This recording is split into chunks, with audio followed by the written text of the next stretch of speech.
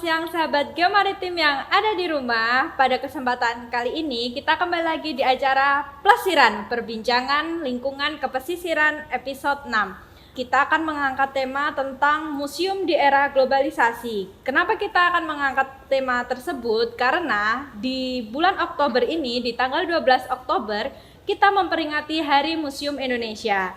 Nah, di samping saya sudah ada Ki Bambang. Selamat siang Ki Bambang. Selamat siang. Nah, seperti kita ketahui di tanggal 12 Oktober itu kan diperingati sebagai Hari Museum Indonesia. Nah, di daerah istimewa Yogyakarta sendiri itu kan banyak sekali museum. Ya. Nah, itu dikoordinir dengan Badan Musyawarah Museum. Ya. Nah, Badan Musyawarah Museum itu punya lambang dan juga ada jargonnya, yaitu kan museum di hatiku. Nah, itu ada filosofinya tidak Ki antara lambang Barahmus dan juga lambang jargon museum di hatiku ini? Apakah ada cita-cita atau visi yang ingin disampaikan?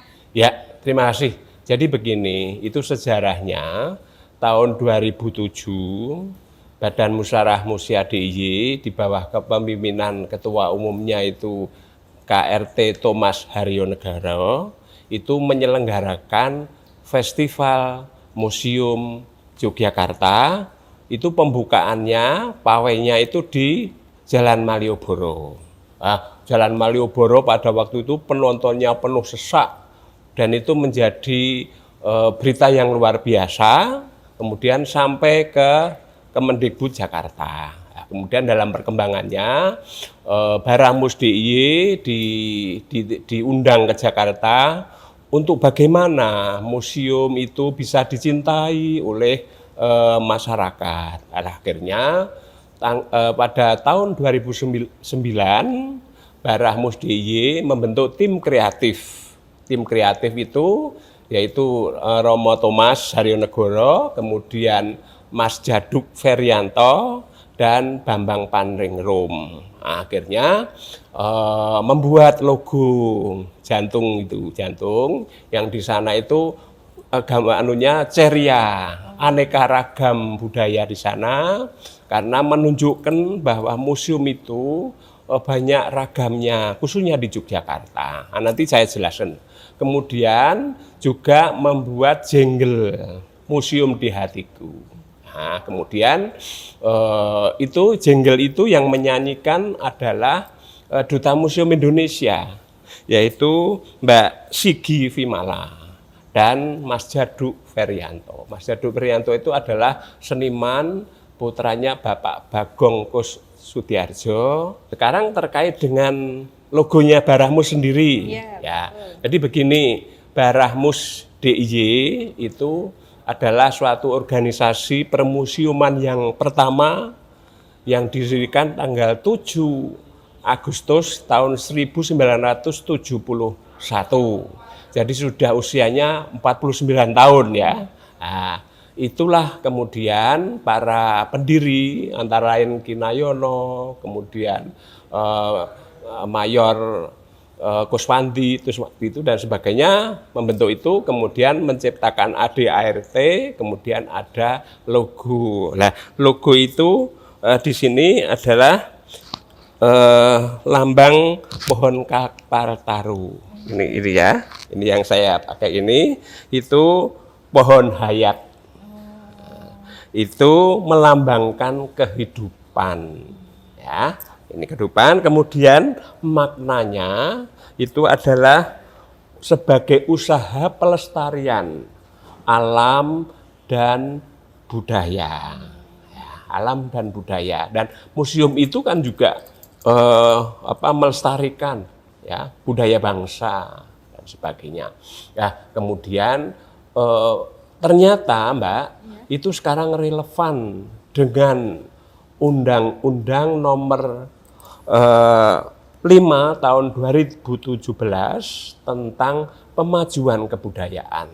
Tidak terasa, 49 tahun yang lalu, ternyata tahun 2017 kemudian menjadi salah satu pasal dari undang-undang itu.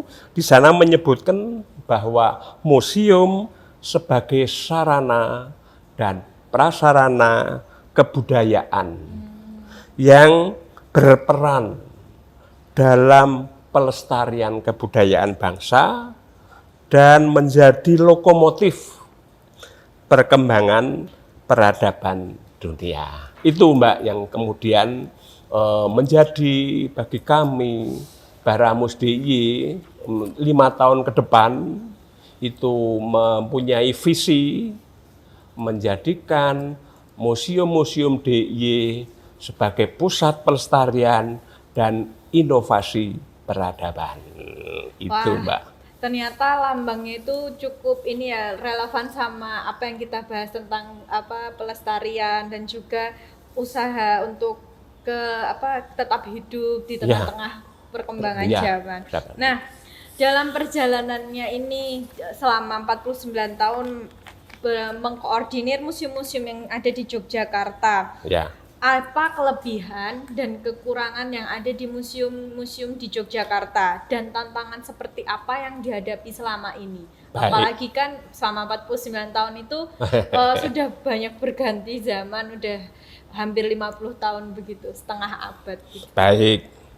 Jadi kelebihan museum DIY itu ada 5 jenis ya. Di museum DIY itu ada jenis museumnya tentang pendidikan. Ya, pendidikan itu museum UGM, museum MPI, UNJ, kemudian museum UPN, Geoteknologi Mineral UPN, kemudian museum budaya itu Keraton, kemudian Puro Pakualaman dan sebagainya. Kemudian museum perjuangan. Nah, ini museum perjuangan Yogyakarta, museum Benteng Vredenburg, kemudian Museum Monjali dan sebagainya. Museum seni, ada seni lukis Taman Tinosidin, ada museum seni lukis Avandi, dan juga tidak lupa museum perjuangan, yang museum TNI Angkatan Udara Dirgantara Mandala itu juga museum perjuangan juga. Jadi luar biasa kelebihan museum DIY. Di samping itu museum DIY itu juga di sana memperkenalkan pahlawan-pahlawan nasional. Sebagai contoh, Museum Habis 9, nah itu di sana Sri Sultan Hamengkubuwono ke-9 itu sebagai pahlawan nasional. Dia nanti bisa dikunjungi, bisa untuk sebagai contoh teladan. Museum Dewantara Ketigriya, di sana Ki Hajar Dewantara. Kemudian Museum Pangeran Diponegoro, itu juga kepahlawanannya luar biasa, perang 5 tahun, akhirnya Belanda kocar-kacir dan sebagainya. Museum Jenderal Panglima Besar Jenderal Sudirman yang di Bintaran, beliau luar biasa, perang gerilya, walaupun sakit paru-parunya memimpin perang dan sebagainya. Nah, kemudian ada museum yang lain. Jadi intinya bahwa museum di Yogyakarta itu di samping untuk museum perjuangan, tapi bisa untuk menjadi contoh teladan dari para pahlawan nasional yang koleksinya ada di museum di Yogyakarta. Ya.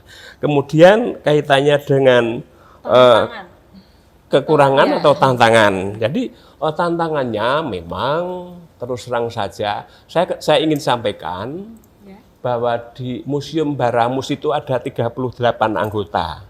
Memang yang utama adalah SDM-nya.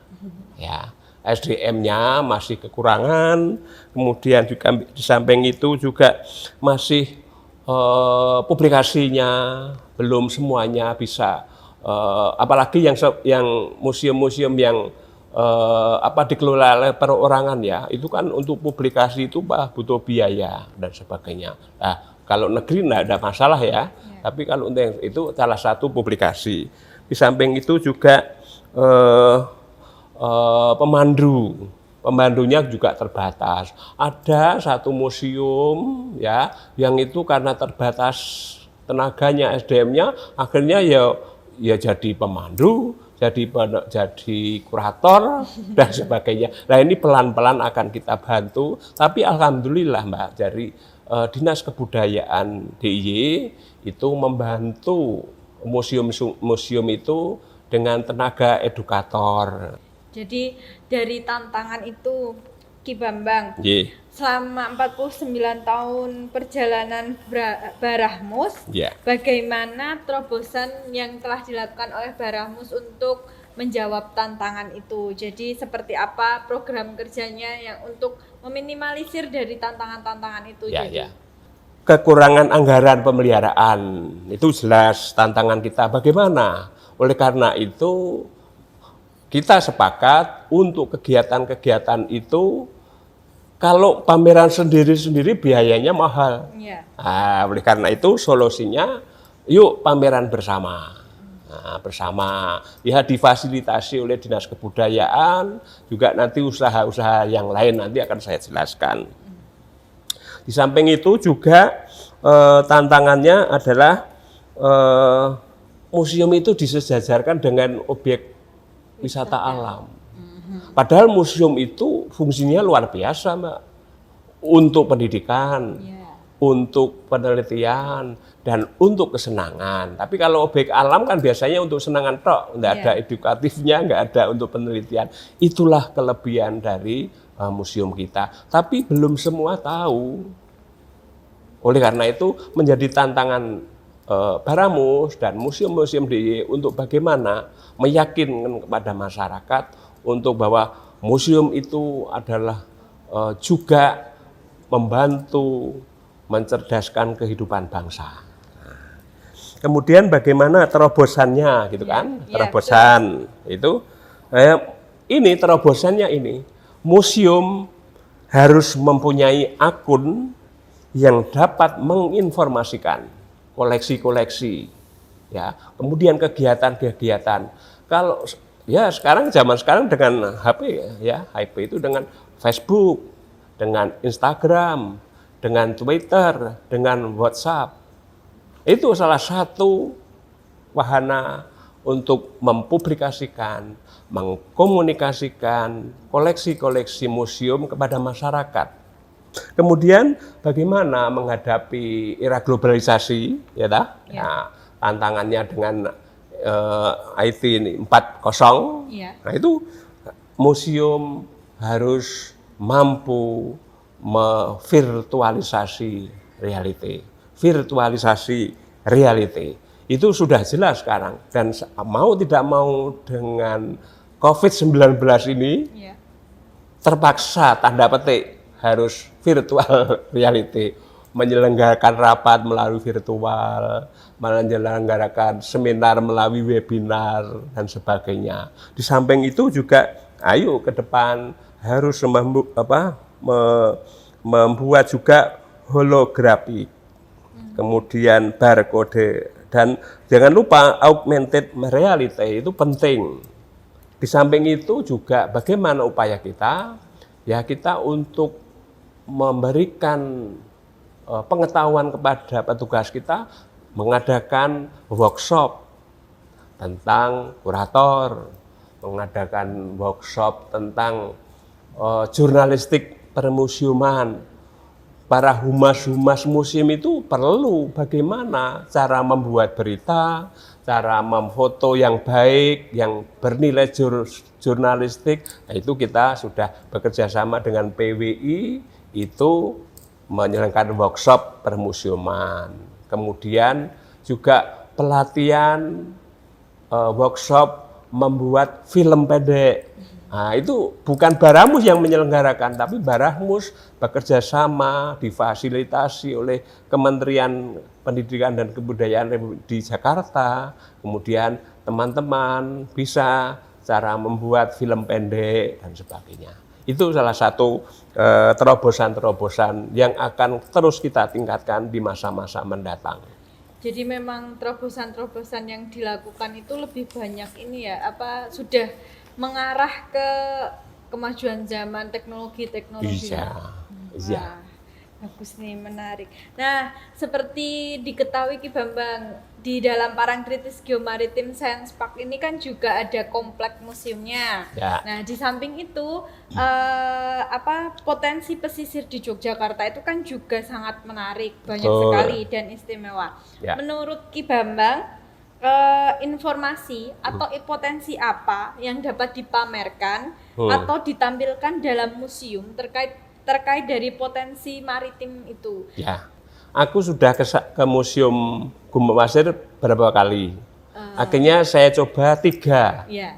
yang barangkali ini menjadi daya tarik, menjadi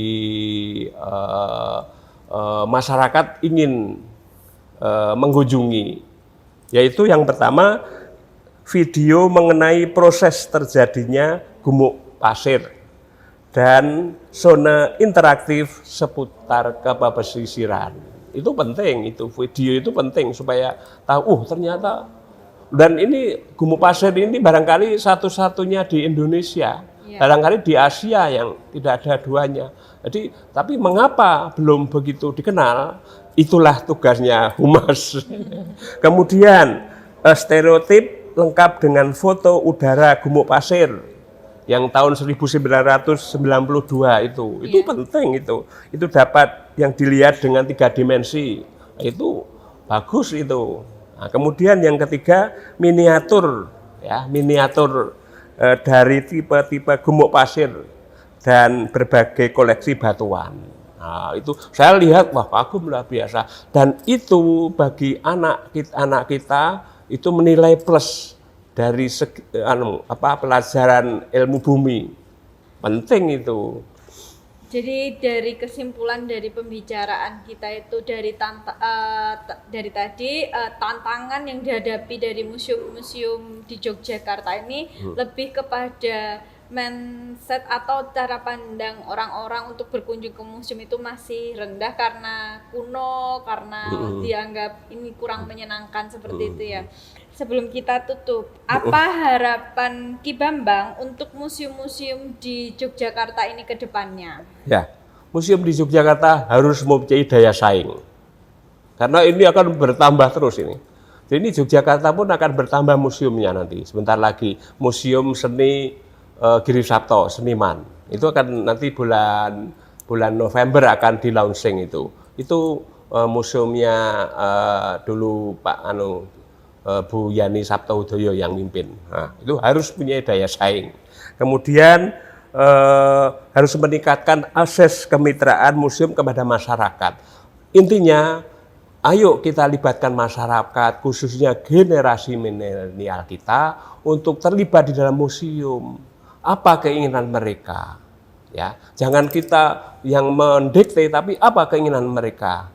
Nah, di samping itu kemudian museum di DI itu harapan kami menjadi pusat referensi rujukan, menjadi pusat kegiatan seni budaya masyarakat. Jadi kegiatan apapun, museum di Yogyakarta kan punya tempat pertemuan yang luas, bisa untuk mantenan, tapi juga bisa untuk wisuda, bisa untuk pentas seni, bisa untuk olahraga dan sebagainya. Intinya museum di Yogyakarta itu bisa untuk kegiatan sosial masyarakat. Terakhir saya harapkan ke depan, ini menjelang tahun 2021, ya, 2021 adalah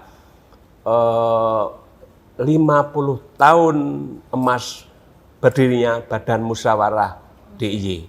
Oleh karena itu sudah mulai 1 Oktober kemarin kami persiapkan untuk bagaimana di Yogyakarta nanti 2021 kita selenggarakan kembali Festival Museum Yogyakarta. Jadi 2021 nanti saya sebagai Ketua Umum akan mengerahkan segala tenaga dan pikiran untuk menggegerkan dunia permusiuman di Indonesia.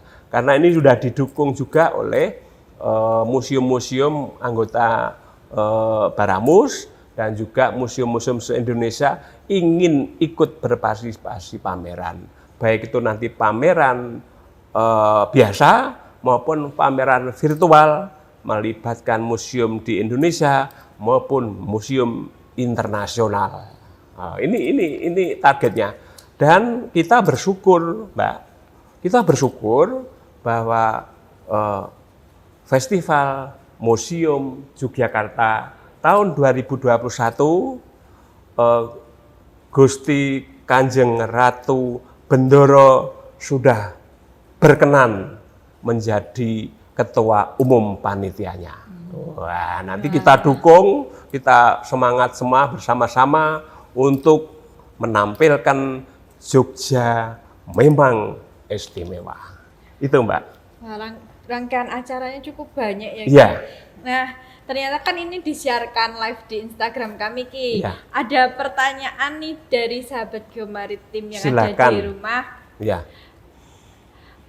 Pertanyaannya, berapa lama Duta Museum itu menjabat dan apa saja tugasnya? Oh, ya. Duta Museum itu menjabatnya itu 2 tahun. Oh, 2 tahun. Ya, Saya kira seperti cuma tahun yang lalu Iya. itu juga 2 tahun, 2017 sampai 2019. Nah, ini menurut hemat kami, karena ini kompetensinya dari Dinas Kebudayaan DIY, tapi saya harap prediksi saya ya tetap tugasnya 2 tahun. Nah, tugasnya apa? Membantu mensosialisasikan, mengkomunikasikan koleksi-koleksi di masing-masing museum kepada masyarakat, kemudian bagaimana merangkai kegiatan sehingga masyarakat tahu bahwa museum itu benar-benar menjadi salah satu sumber sejarah peradaban bangsa dan bisa menjadi salah satu sarana penguatan pendidikan karakter. Nah, tugasnya itu, jadi Duta Museum itu. Jadi memang tugas utama dari Duta Museum itu tuh untuk promosi, Iya, mempromosikan, mengkomunikasikan. Harusnya kalau itu berjalan optimal, museum-museum itu bisa maju ya Ki? Alhamdulillah ini Ya, ada sudah sekitar 28 duta museum ya. yang melaporkan dalam rangka Hari Ulang Tahun Museum Indonesia Iya. mengadakan berbagai kegiatan. Itu Iya. lomba tari, lomba vlog, lomba dan sebagainya. Aku sangat mengapresiasi dan sangat senang sekali bahwa Duta Museum yang tahun 2020 ini luar biasa kegiatannya. Saya bangga dan saya sosialisasikan, saya komunikasikan, saya informasikan kegiatan apapun tentang permuseuman di Yogyakarta. Yogyakarta istimewa dan menjadi salah satu barometer permuseuman Indonesia. Wah, keren sekali nih. Apakah ada pertanyaan lagi? Pertanyaan kedua nih, peran Baramus untuk mendukung Museum Jogja memasuki era globalisasi.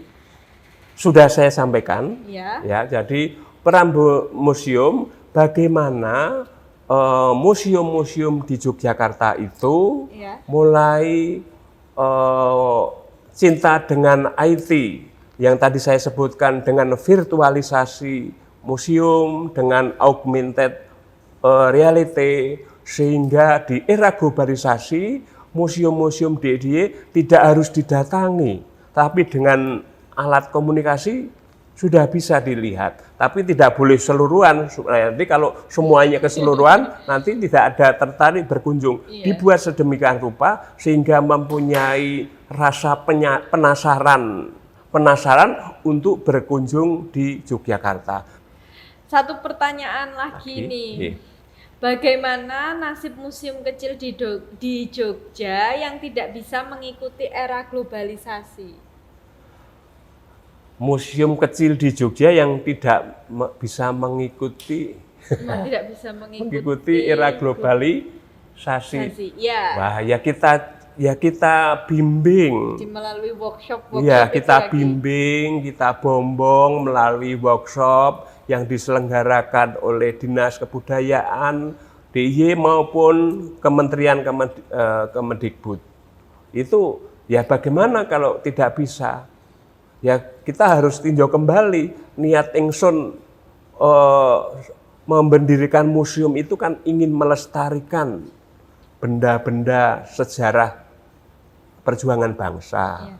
Ya kalau tidak bisa menyesuaikan, ya nanti ditinggal tidak ada pengunjungnya, akhirnya Ya kalau museum-museum kecil itu kan tergantung juga tiket juga kan, Iya. tiket masuk dan sebagainya. Ya kalau tidak dikunjungi, tidak bisa menyesuaikan globalisasi, era globalisasi, ya sudah selesai. Tapi kami harapkan dengan adanya forum komunikasi museum ya di Bantul, forum komunikasi museum di Sleman, forum komunikasi museum di Kota Yogyakarta bisa merangkul museum-museum yang kecil-kecil itu dibantu museum yang besar membantu museum yang kecil. Apa kekurangannya? Kalau bisa dibantu melalui pelatihan-pelatihan dan sebagainya. Intinya kerjasama, gotong royong, dan kita rengkuh seperti keluarga sendiri. Mudah-mudahan museum-museum kita dapat menyesuaikan perkembangan alam dan zaman. Wah, ternyata peran Barahmus dan pemerintah dan semua SKPD yang ada di daerah istimewa Yogyakarta ini sangat saling membantu untuk kemajuan. Jadi untuk tantangan di zaman era globalisasi ini sangat siap ya. Iya. Terima kasih Ki Bambang atas waktunya. Jadi kita jadi tahu persiapan museum untuk menjawab tantangan di era globalisasi ini. Sebelum kita tutup mungkin kita jargon dulu. Salam sahabat museum. Nah, boleh diikuti yang sahabat Geomaritim yang ada di rumah. Kalau saya bilang salam sahabat museum, museum di hatiku. Mari kita saya coba. persis di hatiku betul. Iya. Salam sahabat museum, museum di hatiku.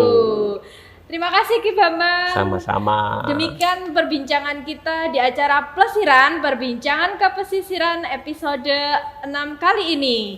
Nantikan acara Plesiran selanjutnya. Plesiran, plesir di sana, plesir di sini.